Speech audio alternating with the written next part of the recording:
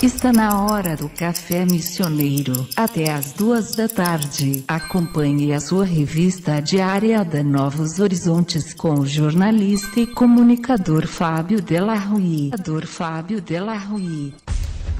Boa tarde. Nas últimas horas, uma notícia tem agitado a cidade, pois o Ministério Público do Rio Grande do Sul investiga uma suspeita de irregularidades em contratos para recolhimento de lixo da Prefeitura de São Luís Gonzaga.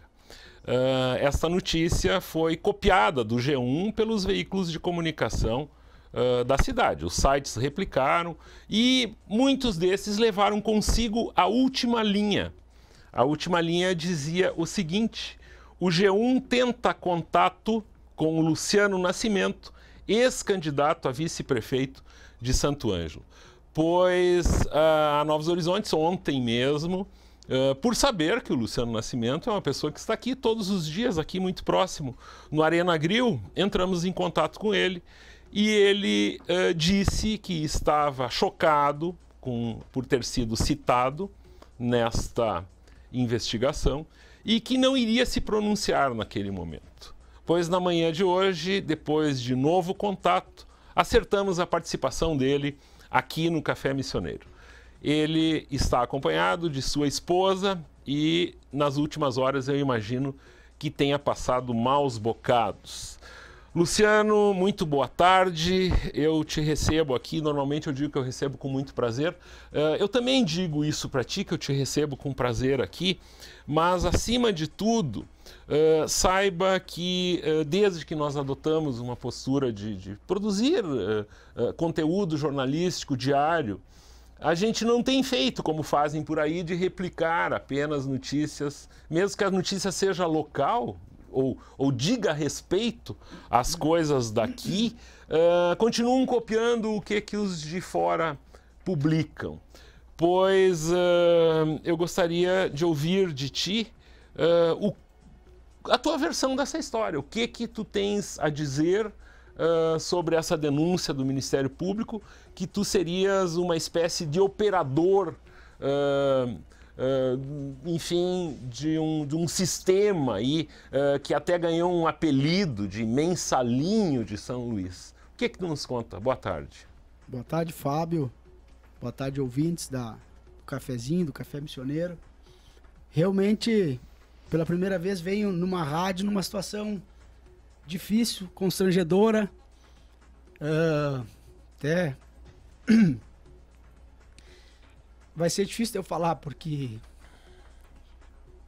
Enfim, eu venho de uma família, Fábio, de pessoas, desde meus avós, que sempre pregaram pela honestidade, pela verdade, por fazer o bem para as pessoas. E em 40 anos da minha vida, eu busquei ser o mais correto e o mais verdadeiro com todas as pessoas na minha vida.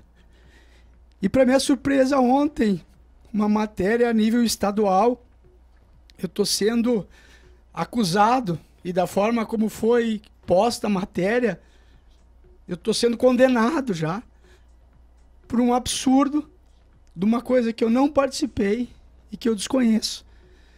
Então, realmente é muito difícil para a pessoa que é inocente, para a pessoa que é correta, para a pessoa que tem valores, que tem uma família. O que está me fortalecendo, o que está me dando força, é as centenas de mensagens que eu tenho recebido por WhatsApp, por mensagens, ligações, de pessoas que até eu não sabia que eram tão meus amigos, dizendo isso. Eu te conheço, eu sei da tua criação, eu sei, filho, de quem tu é, eu sei o que tu faz. Eu acompanho o teu trabalho, a tua dedicação, o trabalho da tua esposa, que tem uma academia aqui que trabalha das 6 da manhã às 9 da noite. Eu amanheci muito tempo da minha vida trabalhando em boate, estou aqui no restaurante Arena Grill sempre. É mentira do G1 dizer que não me encontrou, eu não fui procurado. São mentirosos. Eu não fui procurado. Se alguém tivesse me procurado, eu estava almoçando no Arena Grill na hora que deu a notícia. Eu estava ali, trabalhando como hoje, estou ali trabalhando. Vou levar uma vida normal. com essa tristeza, com profunda tristeza e sofrimento que não somente eu estou passando, a minha família está passando, a minha esposa, a minha mãe, minha irmã. Felizmente, meus filhos são pequenos, ainda não têm entendimento do que eu estou passando. Mas é um trauma que eu vou carregar pro resto da minha vida. Mas eu quero dizer, Fábio, a minha participação nessa denúncia... Essa questão do cheque, assim, que se A fala minha disso. participação Como é que é nessa denúncia que eu estou sendo investigado, realmente, qual é a minha participação? Existe essa denúncia que em São Luís Gonzaga, o ex-prefeito e outras pessoas lá envolvidas beneficiaram uma empresa no recolhimento do lixo. Sim. Uma dessas pessoas lá, que é o Cláudio Cavaleiro, que era assessor jurídico na época, é meu compadre. Nos conhecemos há mais de 30 anos, é uma pessoa da minha confiança, até por isso é meu compadre. E ele me empresta dinheiro há mais de 10 anos. Desde que eu comecei no Arena Bar aqui, sempre comecei com muita dificuldade. Não sou de família de posse, sou de uma família humilde, que vem crescendo através do trabalho, da dedicação. E ele sempre me ajudou, me emprestando dinheiro, me cobrando juro, me ajudou, que eu digo, às vezes, ao invés de tu recorrer, às vezes, um banco, tu conseguia com um amigo, com um terceiro, um dinheiro mais barato. Não foi somente ele que me emprestou dinheiro, eu já peguei dinheiro emprestado com muitos amigos. Esse dinheiro para investimentos, enfim. Felizmente, Fábio, quem nos acompanha, quem nos conhece, sabe que nesses últimos 10 anos, a quantidade de negócios que a gente criou. A gente começou com o Arena Bar da Marechal, a gente comprou o Old Café, a gente comprou o Atlanta, depois a Up, a gente construiu o Boteco do Durico, a gente construiu a academia da minha esposa, mudou de endereço 2, 3 vezes, construímos o Arena Grill. Então, realmente, eu sempre tenho um espírito empreendedor. E a pessoa que é empreendedora, ela prefere pagar um juro de um dinheiro e sabe que aquele dinheiro ela vai conseguir pagar através daquele novo negócio. Tá, mas então isso era um empréstimo. E daí o pagamento... O que aconteceu? Ele me emprestou dinheiro, como há 10 anos, ele sempre me emprestou, me emprestava, eu pagava, às vezes eu quitava, precisava de novo, me emprestava de novo. Ele sempre me emprestou em dinheiro, em cheque. Ele é um advogado, ele tem os clientes dele, ele recebe as causas deles. E o que estão vinculando é que um desses cheques que ele me emprestou... Um desses cheques que ele me emprestou é um cheque dessa empresa do lixo aí, que esse cheque tenha sido passado para eles como forma de propina, que eu desconheço, eu não sei.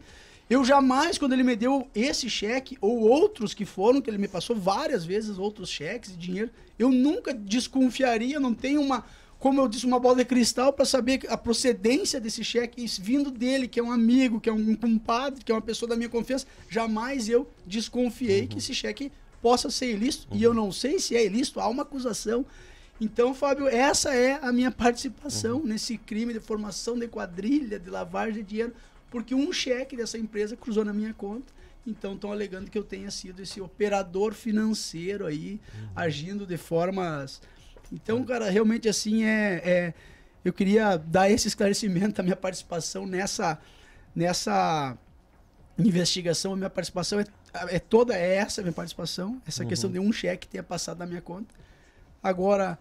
Tá, e a partir de agora, assim, tu já acabaste por responder, enfim, tu fosse chamado ao Ministério Público, enfim, onde já existia uma investigação. A investigação já existia, Sim. Eu já sabia que existia essa investigação, havia escutas telefônicas, então eu sabia que eu tinha, em função de ser compadre, a gente sempre conversar, que eu tinha sido arrolado nessa investigação. Certo. Mas jamais, inclusive o advogado, que é o Itaguaci, o advogado da causa, jamais imaginava que eu seria denunciado. Entendeu? Havia essa investigação, mas não pela falta de provas, pela falta de... não tinha como eu ser. Mas como nós vivemos hoje num mundo do denuncismo, né? As pessoas são denunciadas, atiradas no fogo lá. Depois, se elas devem ou não devem, aí é outra história, né, Fábio? Mas tu atira a pessoa no fogo lá, através de uma denúncia dessa, e depois, se a pessoa não é inocente, não deve aí. Então, eu queria até deixar um pedido aqui, Fábio, que eu gostaria que a imprensa que está usando de todo esse espaço para falar sobre essas acusações, e muitos veículos usando de forma, a gente sente assim, de forma para querer humilhar ainda mais, que eles deem esse espaço depois, quando eu vir falar da minha absolvição. Porque eu dou uma certeza para vocês 100%, e eu vou querer esse espaço para falar da minha absolvição. E outra coisa, todas as pessoas, todos os meios, quem for, que estiver me acusando de forma leviana, de forma irregular, todas essas pessoas, esses meios que estiverem me acusando, vão ter que pagar por isso. Porque eu sou inocente, cara, eu jamais participaria de algum crime, de um favorecimento dessa forma, trabalhando do jeito que eu trabalho, sempre me dedicando, correndo aqui, como o pessoal sabe. Não teria nem tempo de querer fazer alguma coisa nesse sentido. Tu consideras, isso é uma certa, existe uma obviedade nisso, mas é um momento delicado da tua vida, mas de que forma que tu vai buscar? Eu já sei que tu constituíste advogado, enfim, mas de que forma tu irás buscar encarar isso, Fábio, a partir de agora? Eu nunca passei por uma situação dessas, né? Nunca passei por uma situação dessa. Então eu não sei de que forma que as coisas vão acontecer. Agora, as pessoas podem ter certeza que eu vou continuar sendo o mesmo Luciano, vou continuar estando no mesmo lugar, na mesma empresa, trabalhando, me dedicando pela minha família, pelos meus filhos, pelos meus negócios, pelos meus amigos. E eu acho que só o tempo, né, Fábio, que vai E quando eu receber a notícia da absolvição, que eu sei que isso vai ser demorado, vai ser sofrido, participar de um processo onde tu não deve. Então eu acredito que eu vou sofrer muito ainda. Mas eu tenho um Deus maravilhoso, cara, a quem realmente eu confio. E eu tenho certeza também que Deus está reservando coisas muito grandes para minha vida. E isso pode ser que Deus esteja testando a minha fé. Saber até que ponto eu tenho fé num momento de dificuldade desse. De repente, se fosse um outro, eu tiraria tudo para cima, você mataria, fazia uma loucura, como muitos fazem, por tu ser denunciado da forma que eu estou sendo sem dever. Mas eu tenho um Deus que eu creio, que eu tenho fé. E Ele vai me dar força e vai me mostrar quais são os caminhos, as atitudes que eu devo tomar, o que eu devo fazer. E eu tenho certeza que num tempo muito curto aí, e também com o apoio de tantos amigos que estão me mandando mensagens de apoio, que estão à disposição, que acreditam em mim, que confiam em mim, que sabem que isso é um absurdo. Então isso tem me dado força. Essa questão do denuncismo que tu colocas, eu traria um elemento final agora no nosso diálogo aqui, a questão do teu envolvimento com a política. Isso pode ter contribuído para que algo nesse sentido surgisse, Luciano? 100% de certeza, Fábio. A certeza para mim ficou na maneira como foi colocada a matéria, né? Porque eu não sou conhecido em Santo Ângelo como o Luciano, o ex-candidato a vice-prefeito de Santo Ângelo. Eu sou conhecido aqui em Santo Ângelo como o Luciano do Arena, o Luciano do ramo do entretenimento, o Luciano que tem... Eu sou conhecido dessa forma aqui. E a matéria foi vinculada na televisão, Luciano Nascimento, ex-candidato a vice-prefeito do PSD.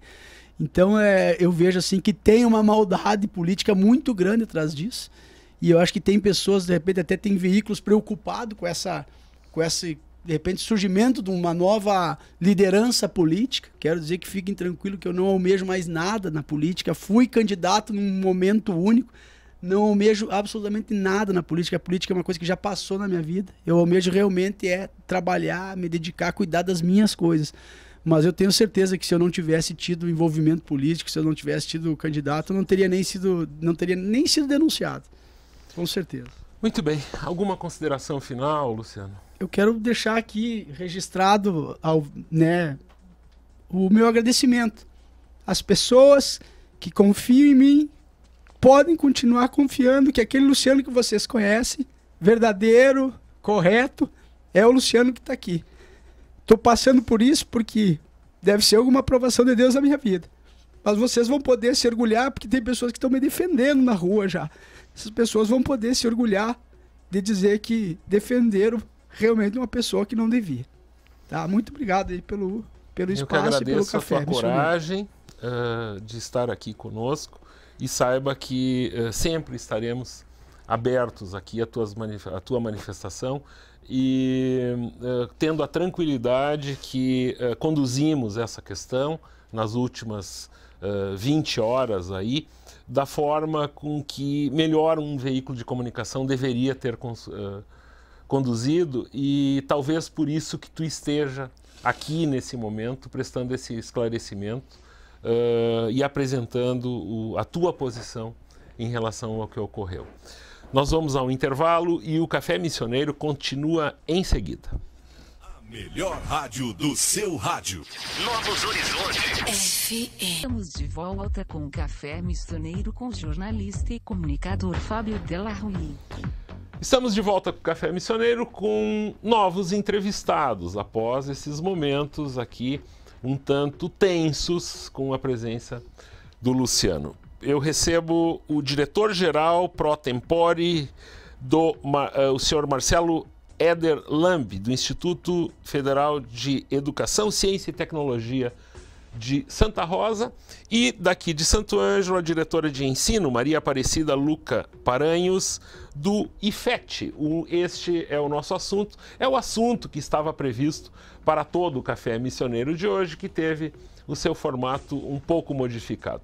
Boa tarde, eu peço desculpas por nosso atraso, enfim, vocês entenderam tudo que estava acontecendo aqui, pois, Marcelo, eu começo conversando contigo um pouco. Nós estamos nesse primeiro período, nesse primeiro momento do Instituto aqui em Santo Ângelo.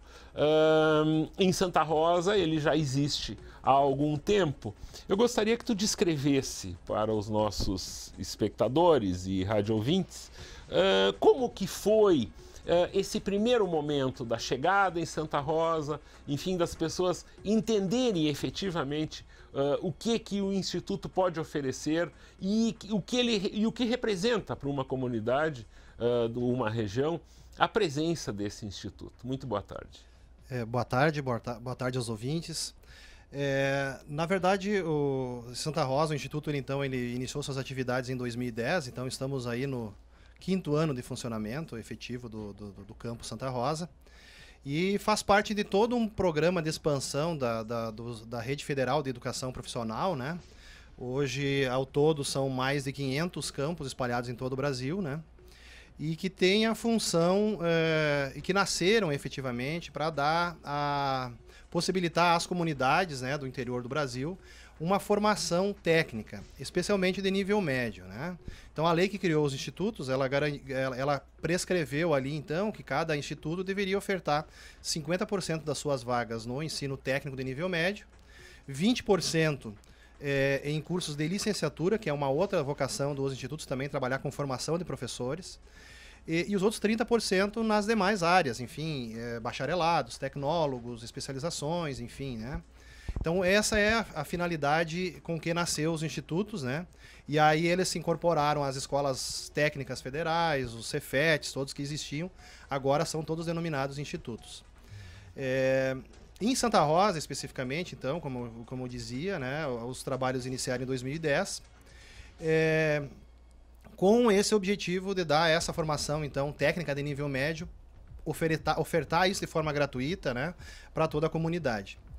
Eles nascem, na verdade, de uma leitura de que no mundo do trabalho hoje não basta a formação de nível superior, né, e a formação de nível médio nesse sentido afastada, né, da formação de nível superior. Então, para atuar nesse vácuo que existia entre o ensino médio regular, digamos assim, e a educação superior, é que surge a necessidade de se trabalhar com a formação técnica de nível médio. E ocorreu também uma transformação de conceitos. Eu me lembro, há 20, 25 anos atrás, existia uma distância também entre o técnico e a pessoa que tinha um curso superior. Existia uma espécie de discriminação até disso. E enquanto isso, os técnicos, de forma muito humilde, vamos dizer assim, conquistaram espaço, obtiveram sucesso, inclusive financeiro e tal, e passou-se a se observar também que não existe tanta necessidade assim, de como se falava, sem um curso superior não irá conseguir nada. Essa formação técnica, ela faz com que pessoas tenham, enfim, carreiras brilhantes aí. E eu me lembro muito bem, há alguns anos atrás, que isso não existia, como eu disse, uma espécie de discriminação. Tu concordas comigo ou não é bem assim? Eu concordo, sim, e eu acho que ainda hoje essa conformação dessa formação técnica, ela ainda está sendo, assim, a mudança da forma de olhar e de ver e de encarar essa formação também, ela vem acontecendo, né? O importante é que hoje já existe, em termos da legislação educacional e da educação como um todo, um trabalho com a formação em todos os seus níveis, digamos assim. Claro. Então, hoje, por exemplo, tu tem o ensino médio regular, né? Tem os cursos de formação inicial continuada, que são cursos de curta duração, bem específicos. Ou você pode partir para uma formação técnica de nível médio, que geralmente os cursos têm entre 800 a 1.200 horas, 1 ano e meio. Né? Você tem os tecnólogos, que já é um nível superior também, mas ele é um curso de menor duração. Depois você tem o bacharelado, né? Que aí sim é um curso, conforme a gente conhece, de graduação. Né? Então você tem todo um cabedal de formação aí para dar conta daquilo que muitas vezes o mundo do trabalho espera também do trabalhador. Porque não adianta numa empresa a gente ter somente engenheiros se a gente não tem também aqueles profissionais que conhecem da parte mais cotidiana, digamos assim, de uma edificação, por exemplo. Né? O que te dá conta o técnico, que ele tem essa formação um pouquinho mais voltada e específica para esse âmbito. Né? Então, eu acho que em termos de formação, ela surge, né? E o próprio mercado de trabalho... Uma estratificação. Isso, assim, ele vem observando isso e vem sentindo essa necessidade, né? Não é do nada que se criou essas formações, né? É porque também... A complexidade que gerou isso. Das ocupações, a complexidade das ocupações, das atividades do mundo produtivo exigiram também essa formação diferenciada. E com certeza, em termos digamos assim, de reconhecimento do profissional técnico, com certeza hoje, né, a gente vê muitos profissionais com grande sucesso aí nas suas empreitadas, apenas com um nível técnico, né? Porque é uma atuação que exige também uma preparação grande dos profissionais, né? Muito bem, Marcelo, tudo mais tranquilo contigo? Tá, Maria Aparecida, diretora de ensino, e essa questão da formação continuada? A gente já tocou um pouco nesse assunto na tua última vinda aqui. Existe, tu citavas para mim que existe uma relação com a Secretaria da Educação, enfim. Eu gostaria, enquanto tu recebe a tua aguinha aqui, que tu nos relatasse sobre essa questão. Bom, boa tarde, boa tarde. Fábio, boa tarde aos ouvintes. Nós trazemos essa discussão do que o Marcelo nos traz e a pergunta tua anterior, de toda essa mudança de paradigma no espaço social, e a gente traz uma trajetória, uma história no país dessa separação entre o trabalho braçal, né, e o intelectual. E o ensino técnico, por muito tempo, também manteve esse status. E hoje há um avanço nas legislações que amparam e que balizam as práticas pedagógicas, né? E elas avançaram justamente nesse sentido, de que a gente prepare esse profissional para esse mundo do trabalho, mas visando a cidadania, a sua realização pessoal, a sua realização profissional, e o trabalho enquanto um elemento constituidor do ser humano, né? Que nos realiza, que nos constitui, que nos forma, que nos desafia, que nos põe no mundo, que nos põe melhorar esse mundo também. Mas quem é que faz essa mediação? É o docente, né?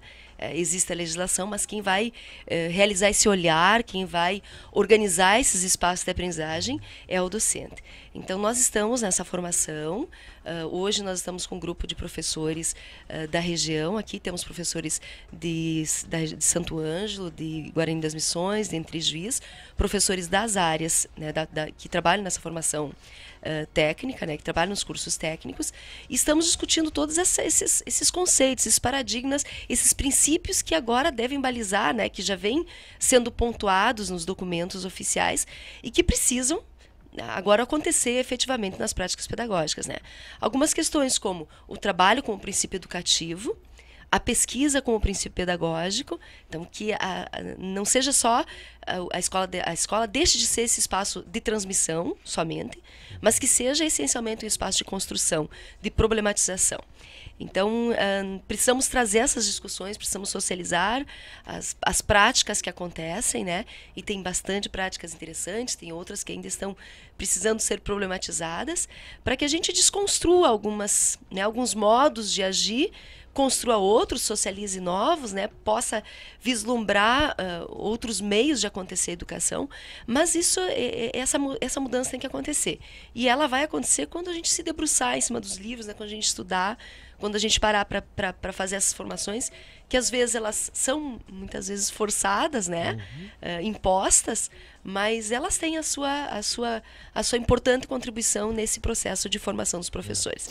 Isso é muito interessante porque a gente observa, por vezes, elementos utilizados na educação que são trazidos, de uma certa forma, carregados de preconceito, carregados de um desconhecimento, enfim, e acabam, naquele momento da formação, quando aquilo é transmitido para um aluno, ele acaba também recebendo isso com essa carga de informação que prejudica, vamos dizer, a própria interpretação ou o entendimento do objeto do estudo. Eu vivenciei um aspecto há muito pouco tempo, muito próximo disso, onde se utiliza, vamos dizer assim, um exemplo que poderia ser substituído por algo muito mais prático, muito mais conclusivo, muito mais que oferecesse uma melhor interpretação desse objeto do estudo. E a gente, como pai, enfim, acaba por lamentar que pena que isso foi transmitido dessa forma, se poderia ter sido transmitido de outra, né? E com resultados teoricamente melhores, né? Eu acho que é mais ou menos isso isso é um dos grandes desafios, eu acho, da educação, né?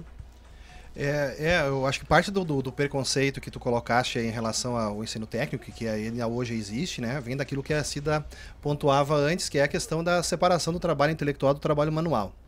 E o técnico, ele é conhecido, assim, ou reconhecido, muitas vezes, pela ideia do trabalho mais prático, mais manual, né? E o ensino superior mais o intelectual, né?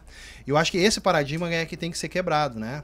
Hoje a educação profissional, ela deve transitar por uma visão de que o sujeito não basta ele conhecer o que a gente chama de, entre aspas, né, apertar parafuso, né? Não é um cara simplesmente que faz o trabalho braçal manual, mas alguém que possa conhecer todas as nuances do mundo do trabalho. Então entender essa complexidade, né?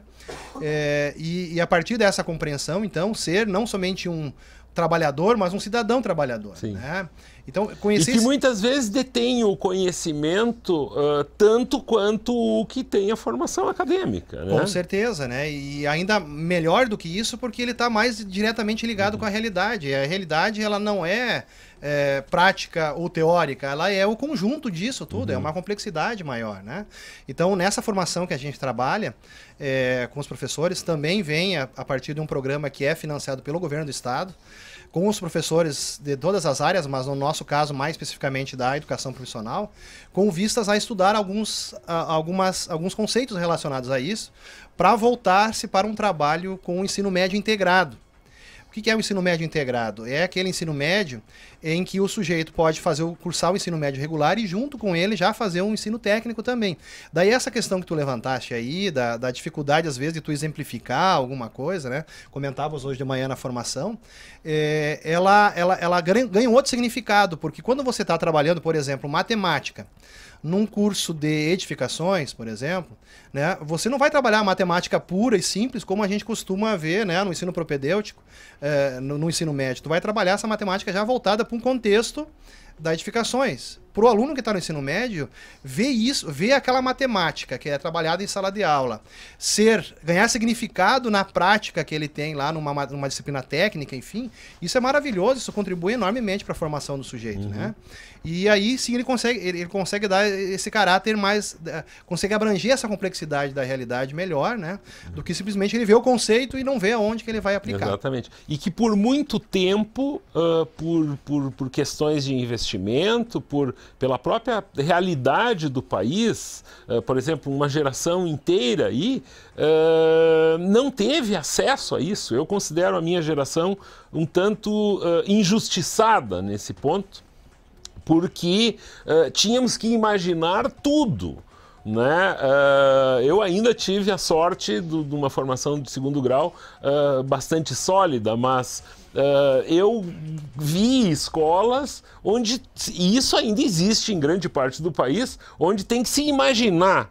E essa falta de, essa necessidade dessa imaginação, eu estou tentando trazer isso para um texto mais coloquial, assim, para que o nosso ouvinte interprete isso aí. Mas as pessoas não tinha como resistir a uma aula de matemática de 50 minutos sem nada muito plausível, muito prático, assim, né? E isso é uma coisa que dá para se dizer que, inclusive vocês, a atividade de vocês é um exemplo disso, dessa transformação. A gente tem na questão da formação, que a gente está trabalhando com os professores, né? Eu acho que vê a realização daquilo que o Instituto se propõe, que é trabalhar o ensino técnico e a formação de professores, como os dois elementos fundantes aí do Instituto, né? Então, ter essa possibilidade de trabalhar com formação com os professores da área de educação profissional, exatamente essa é a realização do papel dos institutos, né?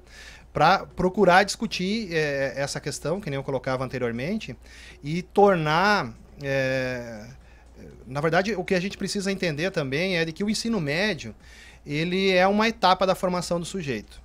E se o ensino médio tem duração de 4 anos, 5 anos, 6 anos, né? Talvez fosse melhor com 10 anos de ensino médio, né? Do que com 3, em termos de quantidade de experiência, né? Mas eu acho que o grande caráter que tem que se dar é possibilitar a esse aluno não somente consumir o conhecimento existente, mas adquirir o processo de construção desse conhecimento. Porque hoje já não se concebe alguém que está pronto e acabado em termos de educação. O que se quer é um sujeito que seja capaz de continuamente buscar o conhecimento. Para isso, a gente tem que pensar, como educadores, colocar esse aluno dentro de estratégias para que o que fique para ele não seja o resultado, o conhecimento puro e simples, mas sim o processo de aprendizagem. Porque é o que ele vai ter que continuar fazendo lá fora depois que ele sair. Então, sempre eu lembro de um exemplo que uma professora minha no mestrado trabalhava, que ela dizia o seguinte: 2 sujeitos foram pegar um emprego num hospital para pintar um hospital. 2 pintores, né? O primeiro chegou lá, viu quanta metragem quadrada das paredes, somou, dividiu, viu a quantidade de tinta e deu um valor. Deu tanto, em 1 semana eu pinto o hospital. O outro cara chegou lá e ele viu onde é que ele estava. Ele estava num hospital, ele não estava numa repartição vazia onde que ele podia pintar normalmente. Então ele começou a considerar coisas tipo: vocês vão ter pacientes aqui? Quantos pacientes? Quantos quartos em vazios vocês vão ter? Eu vou ter que tirar o paciente daqui e levar para um quarto. Quanto tempo ele vai levar para poder vir para esse quarto de novo por causa da tinta? Quer dizer, dá a condição de sujeito fazer esse exercício da realidade, né? Não simplesmente uma disciplina técnica que faça o cálculo de quanto tinta ele vai usar na parede. Tá, mas quem ia cobrar mais caro daí? Com certeza o cara que teve essa noção, porque esse outro sujeito, segundo a história da professora, né, ele ia levar 60 dias para pintar, e o outro disse que ia pintar em 1 semana. Sim. Com certeza a gente vê muito disso na parte de obras, né? A gente contrata o cara para fazer em 1 semana, em 1 mês ele dá conta da obra, e tu chega lá 3 meses ele não deu conta. Exatamente porque ele não foi capaz de fazer essa leitura de que espaço que ele estava e do contexto que ele estava. Então isso é uma questão não de conhecimento puro e simples, mas sim de fazer uma leitura de contexto. E o que contrata a obra tem que levar em conta isso na hora do orçamento maior, mas é um orçamento mais verdadeiro também, né? No fim vai sair o mesmo preço, né? Se você for contar, só que o outro já porque o outro que cobraria 1 semana, ele vai começar a botar preço em cada um daqueles itens que ele não contava, isso, né? Com certeza. É que normalmente a obra é assim, né? Por isso que diz que devemos tratar isso tudo tintim por tintim antes. E aí está, vamos dizer, uma aplicação científica, uma leitura científica de algo absolutamente cotidiano. Nós vamos fazer um breve intervalo e em seguida o Café Missioneiro está de volta. A melhor rádio do seu rádio. Novos Horizontes. FM. A Clínica de Oncologia. Estamos de volta com o Café Missioneiro com o jornalista e comunicador Fábio Della Rui. Estamos de volta para os últimos minutinhos. Eu me atrapalhei um pouco aqui no horário. Na verdade, era o fim do programa aquele. E eu recebo Maria Aparecida Luca Paranhos e Marcelo Éder Lambi. Pois, pessoal, para nós terminarmos, a importância de um educador bem preparado para que ele transmita estas informações. E em alguns minutos para nós concluir. Então, Fábio, a gente deixa... É esse o nosso propósito também, né?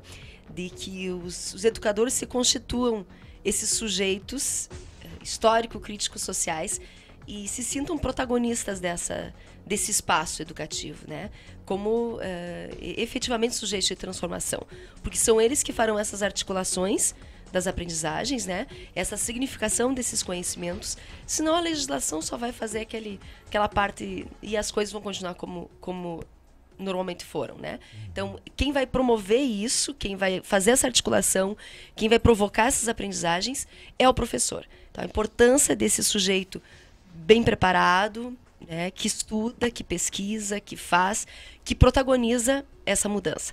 Acho que esse é o propósito também que nós estamos nesses grupos de formação e que, quiçá, a gente chegue ao final do ano com algumas mudanças significativas nesse sentido. Muito obrigada. Muito bem. Marcelo. A gente falava bastante sobre a questão do aluno, né, conhecer o mundo do trabalho, entender enquanto um profissional que vai ter que continuar buscando a sua formação ao longo da vida, né? Assim também é o próprio educador que vai estar trabalhando com esse aluno. Acho que a Cida pontuava a importância aí do sujeito, né, como protagonista, né? O docente realmente, se ele entender esse processo de que a formação é algo continuado ao longo da vida, ele também tem que se pôr enquanto sujeito que está se formando, né? Então eu acho que com esse objetivo que também a gente está assessorando esse grande programa de formação continuada de docentes aqui, que envolve 6 coordenadorias regionais de educação, com esse objetivo, né? Proporcionar para eles momentos onde eles, como sujeito ativo desse processo de formação, se encontrem enquanto sujeitos que estão continuamente buscando esse aperfeiçoamento, né, para o seu trabalho com um aluno que depois também vai buscar se entender enquanto um sujeito que vai continuar formando-se ao longo da vida. Muito bem. Chegamos ao final do Café Missioneiro desta quinta-feira. Eu reitero que as informações dadas no começo desse programa estarão disponíveis já na tarde de hoje em novosHorizontesFM.com. Boa tarde, a Vivian Ferraza assume o 104.7 no FM e na NHTV o Matheus Rasta programa Videoclipes para uma tarde de sucesso. Boa tarde e até amanhã. A melhor rádio do seu rádio. Novos Horizontes. FM.